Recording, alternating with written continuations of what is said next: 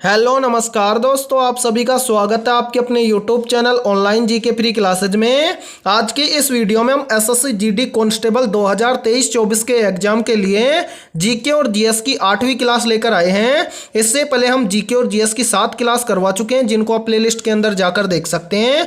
और आज की इस 8वीं क्लास के अंदर जीके और जीएस के 20 बहुत ही इंपॉर्टेंट क्वेश्चन होंगे, जो आपके एसएससी जीडी एग्जाम 2023-24 के लिए इंपॉर्टेंट रहेंगे। तो इस क्लास को आपको कंप्लीट देखना है और वीडियो के एंड में आपको बताना है कि 20 में से आपके कितने क्वेश्चन सही होते हैं। तो चलिए शुरू करते हैं हमारी इस एसएससी जीडी की 8वीं क्लास को बिना देरी के। चलिए, पहला प्रश्न है आप सभी के सामने, कोलंबिया पठार किस महाद्वीप में स्थित है? ऑप्शन ए है अफ्रीका महाद्वीप में, ऑप्शन बी है दक्षिण अमेरिका महाद्वीप में, ऑप्शन सी है उत्तरी अमेरिका महाद्वीप में और ऑप्शन डी है एशिया महाद्वीप में। तो इन चारों में से आपको करेक्ट आंसर बताना है कि कोलंबिया पठार किस महाद्वीप में स्थित है। तो आप सभी का करेक्ट आंसर हो जाएगा ऑप्शन है सी, यानी कि जो कोलंबिया पठार है ये उत्तरी अमेरिका महाद्वीप में स्थित है। तो करेक्ट आंसर हो जाएगा सभी का ऑप्शन है सी। तो चलिए अगला प्रश्न देखते हैं। सेकेंड प्रश्न है आप सभी के सामने, उपभोक्ता संरक्षण अधिनियम किस वर्ष लागू हुआ था? ऑप्शन ए है 1986 में, ऑप्शन बी है 1990 में, ऑप्शन सी है 1991 में और ऑप्शन डी है 1985 में। तो इन चारों में से आपको करेक्ट आंसर बताना है कमेंट सेक्शन के अंदर जल्दी से कि उपभोक्ता संरक्षण अधिनियम किस वर्ष लागू हुआ था। तो आप सभी का करेक्ट आंसर हो जाएगा ऑप्शन ए, यानी कि उपभोक्ता संरक्षण अधिनियम लागू हुआ था 1986 के अंदर। तो करेक्ट आंसर हो जाएगा सभी का ऑप्शन ए। और यहाँ पर देखो इसकी कंप्लीट डेट भी याद रखना आप कि उपभोक्ता संरक्षण अधिनियम किस वर्ष लागू हुआ था। तो यहाँ पर याद रखना ये लागू हुआ था उपभोक्ता संरक्षण अधिनियम 24 दिसंबर 1986 को लागू हुआ था। तो ये कंप्लीट डेट भी आप साथ में याद रखना। और इस प्रश्न का राइट आंसर हो जाएगा सभी का ऑप्शन ए। तो चलिए अगला प्रश्न देखते हैं। तीसरा प्रश्न है आप सभी के सामने, गद्दी जनजाति किस राज्य की पश्चिमी सीमा पर पाई जाती है? मोस्ट इंपोर्टेंट प्रश्न है ये। चाहे तो आप इस प्रश्न का स्क्रीनशॉट भी ले सकते हैं या फिर इस प्रश्न को नोट भी कर सकते हैं। तो यहाँ पर देखो पहला ऑप्शन है हिमाचल प्रदेश की सीमा पर है, ऑप्शन बी है उत्तराखंड की सीमा पर है, ऑप्शन सी है पश्चिम बंगाल की सीमा पर है और ऑप्शन डी है सिक्किम की सीमा पर है। तो इन चारों में से आपको करेक्ट आंसर बताना है कि गद्दी जनजाति किस राज्य की पश्चिमी सीमा पर पाई जाती है। तो आप सभी का करेक्ट आंसर हो जाएगा ऑप्शन ए, यानी कि जो गद्दी जनजाति है ये हिमाचल प्रदेश की पश्चिमी सीमा पर पाई जाती है। तो करेक्ट आंसर हो जाएगा सभी का ऑप्शन ए। तो चलिए अगला प्रश्न देखते हैं। चौथा प्रश्न है आप सभी के सामने, एकला चलो रे गीत किसने लिखा था? ऑप्शन ए है रमेश चंद्र बनर्जी ने, ऑप्शन बी है ईश्वर सिंह चंद्र विद्यासागर ने, ऑप्शन सी है अरविंद घोष ने और ऑप्शन डी है रविंद्रनाथ टैगोर ने। तो इन चारों में से आपको करेक्ट आंसर बताना है कि एकला चलो रे गीत किसने लिखा था। तो आप सभी का करेक्ट आंसर हो जाएगा ऑप्शन डी, यानी कि एकला चलो रे गीत लिखा है रविंद्रनाथ टैगोर ने। तो करेक्ट आंसर हो जाएगा सभी का ऑप्शन डी। और अभी तक आपने इस वीडियो को लाइक नहीं किया है तो फटाफट से इस वीडियो को लाइक कर दो। और आपके जितने भी दोस्त एसएससी जीडी या फिर एसएससी के किसी भी एग्जाम की तैयारी कर रहे हैं तो उनके पास भी इस वीडियो को ज़्यादा से ज़्यादा शेयर करें। तो चलिए अगला प्रश्न देखते हैं। पांचवा प्रश्न है आप सभी के सामने, मानव नेत्र में प्रवेश करने वाले प्रकाश की मात्रा को नियंत्रित कौन करता है? ऑप्शन ए है प्यूपिल, ऑप्शन बी है रेटिना, ऑप्शन सी है आइरिस और ऑप्शन डी है कॉर्निया।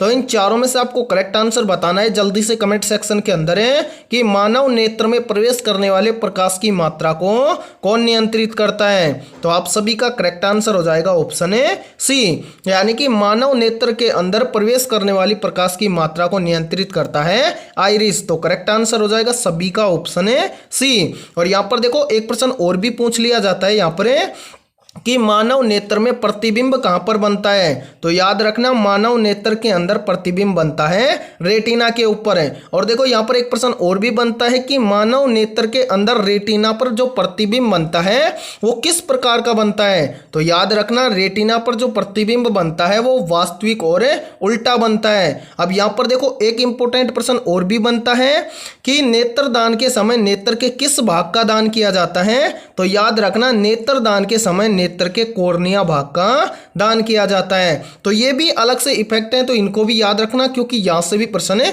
पूछ लिया जाता है। और इस प्रश्न का राइट आंसर हो जाएगा सभी का ऑप्शन है सी। तो चलिए अगला प्रश्न देखते हैं। छठा प्रश्न है आप सभी के सामने, गोल्डन शू पुरस्कार किस खेल में दिया जाता है? ऑप्शन ए है फुटबॉल में, ऑप्शन बी है क्रिकेट में, ऑप्शन सी है हॉकी में और ऑप्शन डी है बैडमिंटन में। तो इन चारों में से आपको करेक्ट आंसर बताना है कि गोल्डन शू पुरस्कार किस खेल में दिया जाता है। तो आप सभी का करेक्ट आंसर हो जाएगा ऑप्शन है ए, यानी कि जो गोल्डन शू पुरस्कार होता है ये दिया जाता है फुटबॉल के अंदर। तो करेक्ट आंसर हो जाएगा सभी का ऑप्शन है ए। तो चलिए अगला प्रश्न देखते हैं। सातवां प्रश्न है आप सभी के सामने, पृथ्वी को नीला ग्रह क्यों कहा जाता है? मोस्ट इंपॉर्टेंट प्रश्न है। ऑप्शन ए है ऑक्सीजन की उपस्थिति के कारण है, ऑप्शन बी है पानी की उपस्थिति के कारण है, ऑप्शन सी है जीवन की उपस्थिति के कारण है और ऑप्शन डी है पादपों की उपस्थिति के कारण है। तो इन चारों में से आपको करेक्ट आंसर बताना है जल्दी से कि पृथ्वी को नीला ग्रह क्यों कहा जाता है। तो आप सभी का करेक्ट आंसर हो जाएगा ऑप्शन है बी, पृथ्वी को नीला ग्रह पानी की उपस्थिति के कारण कहा जाता है। तो करेक्ट आंसर हो जाएगा सभी का ऑप्शन है बी। और यहाँ पर याद रखना पृथ्वी के ऊपर जो जल है वो कितने % उपस्थित है? तो यहाँ पर याद रखना पृथ्वी पर 71% जो जल है वो क्या है उपस्थित है। तो इस प्रश्न का राइट आंसर हो जाएगा सभी का ऑप्शन है बी। तो चलिए अगला प्रश्न देखते हैं।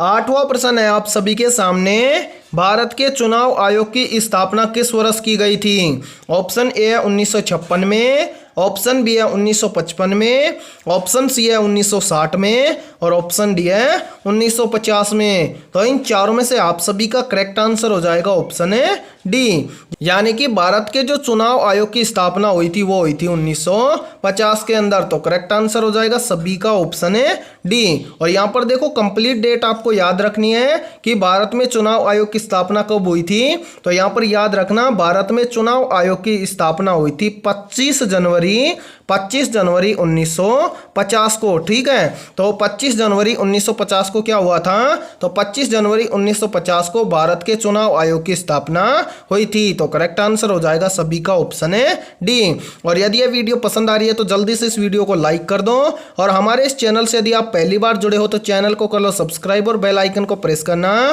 ताकि आने वाली नई वीडियो का नोटिफिकेशन भी आपको सबसे पहले देखने को मिले। तो चलिए अगला प्रश्न देखते हैं। नौवां प्रश्न है आप सभी के सामने, सुल्तान अजलान शाह कप निम्नलिखित में से किस खेल से संबंधित है? ऑप्शन ए है हॉकी से, ऑप्शन बी है बास्केटबॉल से, ऑप्शन सी है वॉलीबॉल से और ऑप्शन डी है बैडमिंटन से। तो इन चारों में से आपको करेक्ट आंसर बताना है जल्दी से कि सुल्तान अजलान शाह कप निम्नलिखित में से किस खेल से संबंधित है। तो आप सभी का करेक्ट आंसर हो जाएगा ऑप्शन है ए, यानी कि जो सुल्तान अजलान शाह कप है ये हॉकी खेल से संबंधित है। तो करेक्ट आंसर हो जाएगा सभी का ऑप्शन है ए। तो चलिए अगला प्रश्न देखते हैं। 10वां प्रश्न है आप सभी के सामने, निम्नलिखित में से किस क्षेत्र को भारत का चावल का कटोरा कहा जाता है? ऑप्शन ए है कृष्णा कावेरी डेल्टा को, ऑप्शन बी है इंडो गंगेय क्षेत्र को, ऑप्शन सी है कृष्णा गोदावरी डेल्टा को और ऑप्शन डी है केरल तथा तमिलनाडु को। तो इन चारों में से आपको करेक्ट आंसर बताना है कि किस क्षेत्र को भारत का चावल का कटोरा कहा जाता है। तो आप सभी का करेक्ट आंसर हो जाएगा ऑप्शन है सी, यानी कि इन सभी में से जो कृष्णा गोदावरी डेल्टा है इस क्षेत्र को भारत का चावल का कटोरा कहा जाता है। तो करेक्ट आंसर हो जाएगा सभी का ऑप्शन है सी। तो चलिए अगला प्रश्न देखते हैं। 11वां प्रश्न है आप सभी के सामने, भारतीय कांग्रेस की अध्यक्ष बनने वाली पहली भारतीय महिला सरोजनी नायडू है। इन्होंने कांग्रेस की अध्यक्षता किस वर्ष में की थी? ऑप्शन ए है 1925 के कानपुर अधिवेशन में, ऑप्शन बी है 1920 के लाहौर अधिवेशन में, ऑप्शन सी है 1926 के मद्रास अधिवेशन में और ऑप्शन डी है इनमें से कोई नहीं। तो इन चारों में से आपको करेक्ट आंसर बताना है जल्दी से कमेंट सेक्शन के अंदर है। तो देखो यहाँ पर आप सभी का करेक्ट आंसर हो जाएगा ऑप्शन है ए, यानी कि भारतीय राष्ट्रीय कांग्रेस की अध्यक्ष बनने वाली प्रथम भारतीय महिला कौन थी? सरोजनी नायडू। और इन्होंने कांग्रेस की अध्यक्षता कब की थी या किस वर्ष में की थी? तो ये की थी 1925 के कानपुर अधिवेशन में। तो करेक्ट आंसर हो जाएगा सभी का ऑप्शन है ए। तो चलिए अगला प्रश्न देखते हैं। 12वां प्रश्न है आप सभी के सामने, अंतरराष्ट्रीय ओलंपिक कमेटी का मुख्यालय कहाँ पर स्थित है? ऑप्शन ए है न्यूयॉर्क में, ऑप्शन बी है सिडनी में, ऑप्शन सी है स्विट्जरलैंड में और ऑप्शन डी है दक्षिण अफ्रीका में। तो इन चारों में से आप सभी को करेक्ट आंसर बताना है कि अंतरराष्ट्रीय ओलंपिक कमेटी का मुख्यालय कहाँ पर स्थित है। तो आप सभी का करेक्ट आंसर हो जाएगा ऑप्शन ए सी, यानी कि अंतरराष्ट्रीय ओलंपिक कमेटी का मुख्यालय स्विट्जरलैंड के अंदर स्थित है। तो करेक्ट आंसर हो जाएगा सभी का ऑप्शन ए सी। और यहाँ पर देखो एक प्रश्न और भी पूछ लिया जाता है कि अंतरराष्ट्रीय ओलंपिक कमेटी के मुख्यालय की स्थापना कब हुई थी? तो यहाँ पर याद रखना, अंतर्राष्ट्रीय ओलंपिक कमेटी के मुख्यालय की स्थापना हुई थी 23 जून, यहाँ पर देखो याद रखना 23 जून 1894 के अंदर क्या हुआ था? 23 जून 1894 के अंदर अंतर्राष्ट्रीय ओलंपिक कमेटी के मुख्यालय की स्थापना हुई थी। तो देखो यहाँ से भी प्रश्न बनता है कि कैसे पूछेगा प्रश्न है कि अंतर्राष्ट्रीय ओलंपिक कमेटी के मुख्यालय की स्थापना कब हुई थी? तो आप करेक्ट आंसर बताएंगे कि 23 जून 1894 के अंदर अंतर्राष्ट्रीय ओलंपिक कमेटी के मुख्यालय की स्थापना हुई थी। और इस प्रश्न का राइट आंसर हो जाएगा ऑप्शन ए सी, यानी कि अंतरराष्ट्रीय ओलंपिक कमेटी का मुख्यालय स्विट्जरलैंड के अंदर स्थित है। तो चलिए अगला प्रश्न देखते हैं। 13वां प्रश्न है आप सभी के सामने, प्योंगयांग किस देश की राजधानी है? ऑप्शन ए है जापान की, ऑप्शन बी है ब्राजील की, ऑप्शन सी है उत्तर कोरिया की और ऑप्शन डी है दक्षिण कोरिया की। तो इन चारों में से आप सभी का करेक्ट आंसर हो जाएगा ऑप्शन ए सी, यानी कि प्योंगयांग किस देश की राजधानी है? तो ये है उत्तर कोरिया की राजधानी। तो करेक्ट आंसर हो जाएगा सभी का ऑप्शन ए सी। तो चलिए अगला प्रश्न देखते हैं। 14वां प्रश्न है आप सभी के सामने, वह रासायनिक अभिक्रिया जिसमें कोई पदार्थ ऑक्सीजन से अभिक्रिया करके ऊष्मा देता है क्या कहलाता है? ऑप्शन ए है दहन, ऑप्शन बी है ऑक्सीकरण, ऑप्शन सी है विखंडन और ऑप्शन डी है शोषण। तो इन चारों में से आप सभी का करेक्ट आंसर हो जाएगा ऑप्शन ए, यानी कि वह रासायनिक अभिक्रिया जिसमें कोई पदार्थ ऑक्सीजन से अभिक्रिया करके ऊष्मा देता है उसे दहन कहा जाता है। तो करेक्ट आंसर हो जाएगा सभी का ऑप्शन ए। तो चलिए अगला प्रश्न देखते हैं। 15वां प्रश्न है आप सभी के सामने, GMT का पूर्ण रूप क्या है? या फिर इस प्रश्न को ऐसे भी कहा जा सकता है कि GMT का पूरा नाम क्या होता है? ऑप्शन ए है Greenwich mini time, option B है Greenwich man time, option C है ग्रीनविच मेजर टाइम और ऑप्शन डी है ग्रेट मेजर टाइम। तो इन चारों में से आपको करेक्ट आंसर बताना है कि GMT का पूरा नाम क्या होता है। तो आप सभी का करेक्ट आंसर हो जाएगा ऑप्शन ए, यानी कि GMT का पूरा नाम होता है ग्रीनविच मिनी टाइम। तो करेक्ट आंसर हो जाएगा सभी का ऑप्शन ए। और यहाँ पर देखो एक प्रश्न और भी पूछ लिया जाता है कि जो अपना भारतीय टाइम है यह ग्रीनविच टाइम से कितने घंटे आगे है? तो याद रखना हमारा भारतीय टाइम है ये ग्रीनविच टाइम से 5.5 घंटे आगे है। और इस प्रश्न का राइट आंसर हो जाएगा सभी का ऑप्शन ए, यानी कि GMT का पूरा नाम होता है ग्रीनविच मिनी टाइम। तो करेक्ट आंसर कर लेंगे सभी ऑप्शन ए। तो चलिए अगला प्रश्न देखते हैं। 16वां प्रश्न है आप सभी के सामने, आसूत जल विद्युत का डैश है? या फिर इसको ऐसे भी कहा जा सकता है कि जो आसूत जल होता है वो विद्युत का सुचालक होता है या फिर कुचालक है। ऑप्शन ए है सुचालक, ऑप्शन बी है अतिचालक, ऑप्शन सी है कुचालक और ऑप्शन डी है अर्धचालक। तो इन चारों में से आप सभी को करेक्ट आंसर बताना है कि आसूत जल विद्युत का डैश होता है। तो आप सभी का करेक्ट आंसर हो जाएगा ऑप्शन सी, यानी कि जो आसूत जल होता है वो विद्युत का कुचालक होता है। तो करेक्ट आंसर हो जाएगा सभी का ऑप्शन सी। यहाँ पर देखो आसूत जल का मतलब होता है शुद्ध जल। यहाँ पर आपसे पूछा भी जा सकता है कि शुद्ध जल विद्युत का डैश होता है। तो याद रखना शुद्ध जल और आसूत जल एक ही होता है और शुद्ध जल भी क्या होता है? कुचालक होता है। तो करेक्ट आंसर हो जाएगा सभी का ऑप्शन सी। तो चलिए अगला प्रश्न देखते हैं। 17वां प्रश्न है आप सभी के सामने, भवाई किस राज्य का लोक नृत्य है? ऑप्शन ए है हरियाणा का, ऑप्शन बी है महाराष्ट्र का, ऑप्शन सी है उत्तराखंड का और ऑप्शन डी है राजस्थान का। तो इन चारों में से आपको करेक्ट आंसर बताना है कि भवाई किस राज्य का लोक नृत्य है। तो आप सभी का करेक्ट आंसर हो जाएगा ऑप्शन ए डी, यानी कि जो भवाई लोक नृत्य है ये राजस्थान का लोक नृत्य है। अब यहाँ पर याद रखना, जो ये भवाई लोक नृत्य है ये राजस्थान में कहाँ पर होता है, तो राजस्थान के मेवात क्षेत्र के अंदर होता है भवाई नृत्य। और साथ में याद रखना कि ये भवाई नृत्य और किस राज्य का लोक नृत्य है। यहाँ पर देखो राजस्थान के साथ साथ जो ये भवाई नृत्य है ये गुजरात का भी प्रसिद्ध क्या है, लोक नृत्य है। यानी कि राजस्थान और गुजरात दोनों राज्यों के अंदर क्या होता है, भवाई नृत्य है। तो कंफ्यूज नहीं होना है, यदि आपको ऑप्शन के अंदर राजस्थान और गुजरात दोनों मिल जाएं तो ऑप्शन राजस्थान और गुजरात दोनों क्या होंगे, करेक्ट होंगे। और राजस्थान के मेवात क्षेत्र के अंदर होता है भवाई नृत्य है। तो आपका यहाँ से कंफ्यूजन दूर हो जाएगा कि ऑप्शन में गुजरात या राजस्थान आए तो कौन सा करें, ठीक है। तो यहां पर देखो राजस्थान और गुजरात दोनों राज्यों के अंदर होता है भवाई नृत्य। तो करेक्ट आंसर हो जाएगा ऑप्शन ए डी। तो चलिए अगला प्रश्न देखते हैं। 18वां प्रश्न है आप सभी के सामने, पुस्तक 5 पॉइंट समवन किसने लिखी है। वेरी वेरी इंपॉर्टेंट प्रश्न है, चाहे तो आप इस प्रश्न का स्क्रीनशॉट भी ले सकते हैं। ऑप्शन ए है करण जौहर ने, ऑप्शन बी है चेतन भगत ने, ऑप्शन सी है उदय चोपड़ा ने और ऑप्शन डी है अमिश त्रिपाठी ने। तो इन चारों में से आप सभी का करेक्ट आंसर हो जाएगा ऑप्शन ए बी, यानी कि पुस्तक 5 पॉइंट समवन किसने लिखी है, तो ये लिखी है चेतन भगत ने। तो करेक्ट आंसर हो जाएगा सभी का ऑप्शन ए बी। और वीडियो के एंड में आपको जरूर बताना है कि 20 में से आपके टोटल कितने क्वेश्चन सही होते हैं। तो चलिए अगला प्रश्न देखते हैं।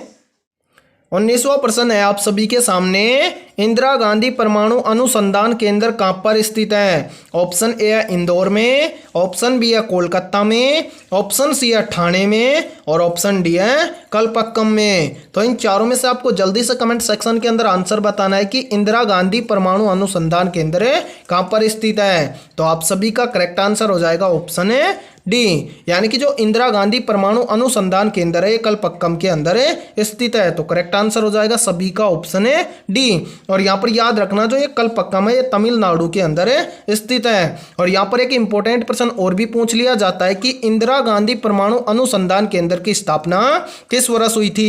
तो याद रखना इंदिरा गांधी परमाणु अनुसंधान केंद्र की स्थापना हुई थी सन 1971 के अंदर। तो करेक्ट आंसर हो जाएगा सभी का ऑप्शन ए डी। तो चलिए अगला प्रश्न देखते हैं। 20वां प्रश्न है आप सभी के सामने, तंबाकू में निम्नलिखित में से क्या होता है। ऑप्शन ए है निकोटीन, ऑप्शन बी है हेरोइन, ऑप्शन सी है कैफीन और ऑप्शन डी है कोकीन।